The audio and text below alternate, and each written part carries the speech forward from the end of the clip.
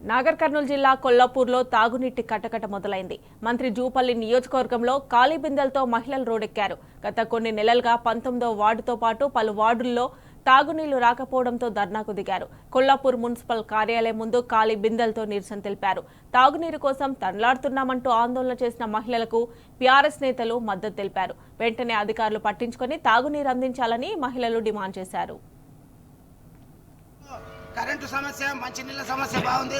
మన 6వ వార్డులో కూడా మెయిన్ రోడ్ ఆంజనేయ గుడి పక్కన కూడా నీళ్ళు సెలవని చెప్పి అక్కడ కూడా విన్నవించుకుంటున్నారు. మళ్ళీ కమిషనర్ గారు ఖచ్చితంగా దీని మీద స్పందించి ఈరోజు రేపు నీళ్లు వదిలే విధంగా చేయాలి. లేకపోతే ఇట్లా మున్సిపల్ ఆఫీస్ 19వ వార్డు పక్కనే ఉంది. మున్సిపల్ ఆఫీస్ ఈ వార్డు సభ్యులందరూ కలిసి ఖచ్చితంగా ముట్టడిస్తారని చెప్పి కోరుతూ మంచినీళ్ళు మంచినీళ్ళు